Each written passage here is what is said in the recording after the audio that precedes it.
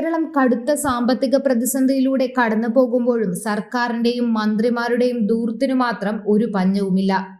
കേരളീയം പരിപാടിക്ക് കോടികളാണ് സർക്കാർ മുടക്കിയത്. ടൂറിസം വികസനത്തിന് എന്ന പേരിൽ കേരളപ്പിറവിയോടനുബന്ധിച്ച് സംഘടിപ്പിച്ച പരിപാടിക്ക് 27.12 കോടി രൂപയാണ് സർക്കാർ അനുവദിച്ചത്. ഇതിന് പിന്നാലെയാണ് നവകേരള സദസ് എന്ന പേരിൽ അടുത്ത ധൂർത്ത്.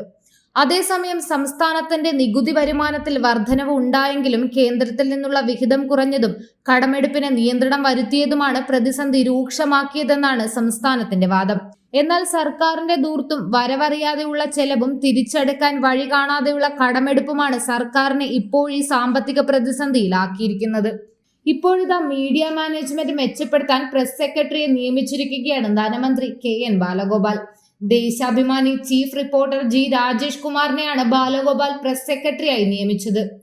അസിസ്റ്റന്റ് പ്രൈവറ്റ് സെക്രട്ടറി റാങ്കിലാണ് നിയമനം.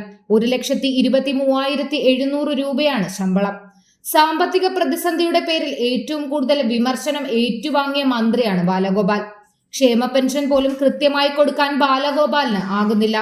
4 മാസത്തെ ക്ഷേമ പെൻഷനാണ് കൊടുക്കാനുള്ളത്. സർക്കാർ ജീവനക്കാർക്കും പെൻഷൻകാർക്കും ബാലഗോപാൽ മന്ത്രിയായതിനു ശേഷം DA കൊടുത്തിട്ടില്ല. 18% DA കുടിശ്ശിക. ആശ്വാസ് കിരൺ പെൻഷൻ കൊടുത്തിട്ട് 2 വർഷമായി.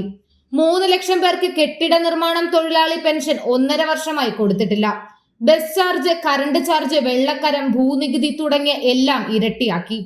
പെൻഷൻ കൊടുക്കാൻ മദ്യത്തിന് സെസ്സും ചുമത്തി. ഏറ്റവും കൂടുതൽ അധിക നികുതി ബഡ്ജറ്റിൽ ചുമത്തിയ ധനമന്ത്രിയാണ് ബാലഗോപാൽ. 6000 കോടിയാണ് അധിക നികുതിയായി ബാലഗോപാൽ ബഡ്ജറ്റിൽ ചുമത്തിയത്. ജനങ്ങളെ ദ്രോഹിക്കുന്ന നികുതികൾ അടിച്ചേൽപ്പിക്കുന്ന ധനമന്ത്രിക്കെതിരെ സോഷ്യൽ മീഡിയയിൽ ഉൾപ്പെടെ വൻ വിമർശനമാണ് ഉയരുന്നത്. വിമർശനങ്ങളെ നേരിടാൻ മീഡിയ മാനേജ്മെന്റ് ശക്തിപ്പെടുത്താനാണ് ബാലഗോപാലിന്റെ തീരുമാനം. കേരളത്തിലെ ജനങ്ങൾ കഷ്ടപ്പെട്ടാലും കുഴപ്പമില്ല, അവരുടെ ധൂർത്തിന് ഒരു കുറവും വരാൻ പാടില്ല എന്ന നിലപാടാണ് ഇപ്പോൾ സർക്കാർ സ്വീകരിക്കുന്നത്.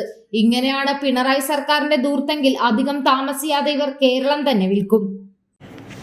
കൂടുതൽ വാർത്തകൾ അറിയുവാനായി ഈ ചാനൽ സബ്സ്ക്രൈബ് ചെയ്ത് ഫോളോ ചെയ്യുക.